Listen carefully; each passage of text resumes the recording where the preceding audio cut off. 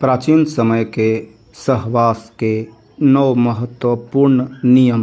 नमस्कार दोस्तों, आपका हमारे YouTube चैनल पर स्वागत है।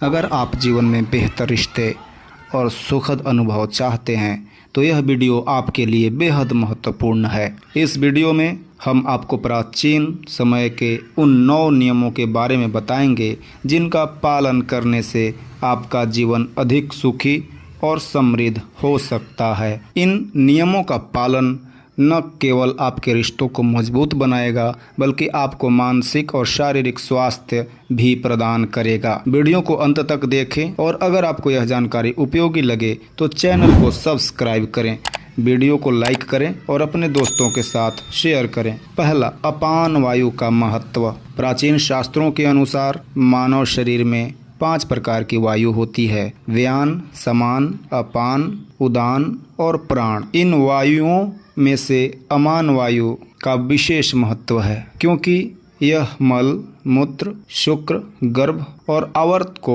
बाहर निकालने का कार्य करती है। अमान वायु से दूषित होने से मूत्राशय और गुदा से संबंधित रोग उत्पन्न हो सकते हैं जो संभोग की शक्ति को भी प्रभावित कर सकते हैं। इसलिए अमान वायु को शुद्ध और गतिशील बनाए रखने के लिए पेट को साफ रखना आवश्यक है।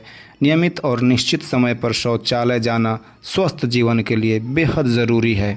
दूसरा, स्त्रियों के लिए काम शास्त्र का ज्ञान।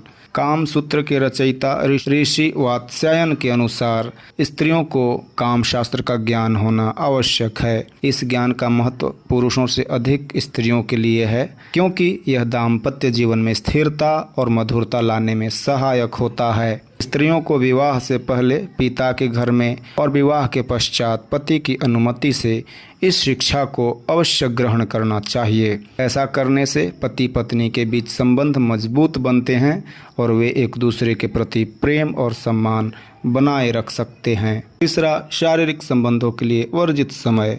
हिंदू शास्त्रों के अनुसार रविवार, अमावस्या, पूर्णिमा, चतुर्थी, अष्टमी, संधिकाल, संक्रांति, श्राद्ध पक्ष, श्रावण मास, नवरात्रि और ऋतुकाल के दौरान शारीरिक संबंध स्थापित नहीं करने चाहिए। इन दिनों में संबंध स्थापित करने से घर में अशांति, धन हानि और आकस्मिक घटनाओं का सामना करना पड़ सकता है। जो लोग इन नियमों का पालन करते हैं उनके घर में सुख, शांति और समृद्धि बनी रहती है। चौथा, रात्रि का पहला प्रहर शारीरिक संबंधों के लिए सबसे उपयुक्त समय माना गया है। इस समय किए गए संबंध से उत्पन्न संतान धार्मिक, सात्विक, अनुशासित और संस्कारवान होती है। इसके विपरीत प्रथम प्रहर के बाद संबंध स्थापित करने से शरीर में कई रोग उत्पन्न हो सकते हैं और व्यक्ति मानसिक क्लेश और थकान का शिकार हो सकता है। इसलिए संतान प्राप्ति के लिए सही समय पर सहवास करना चाहिए। पांचवां, मासिक धर्म के दौरान सहवास से बचें।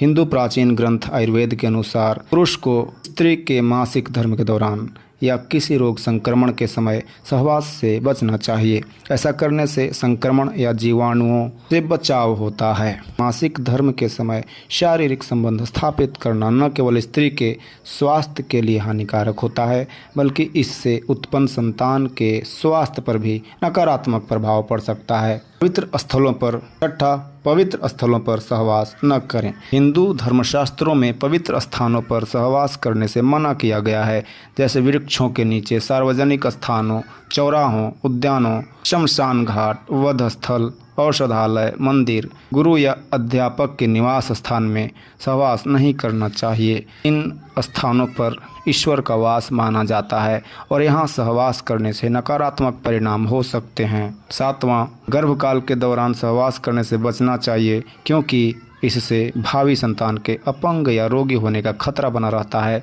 गर्भकाल में सहवास करना वर्जित है। हालांकि कुछ शास्त्रों में गर्भ ठहरने के शुरुआती महीनों में सहवास का उल्लेख मिलता है, लेकिन गर्भ ठहरने के बाद सहवास से बचना ही उचित है। 8वां, मासिक धर्म के बाद सहवास के समय का महत्व। महिलाओं के मासिक धर्म के बाद के दिनों में सहवास के लिए विशेष नियम होते हैं, जैसे 5वीं रात्रि में सहवास से कन्या, 6ठी रात्रि में पुत्र, 7वीं रात्रि में बंध्या और 8वीं रात्रि में ऐश्वर्यशाली पुत्र और 9वीं रात्रि में ऐश्वर्यशालिनी पुत्री की प्राप्ति होती है। सही समय पर सहवास करने से श्रेष्ठ संतान की प्राप्ति होती है, जबकि गलत समय पर सहवास से नकारात्मक परिणाम हो सकते सकते हैं। 9वां, शुभ मुहूर्त में सहवास। शास्त्रों के अनुसार सुंदर और स्वस्थ संतान की प्राप्ति के लिए सही मुहूर्त में सहवास करना चाहिए।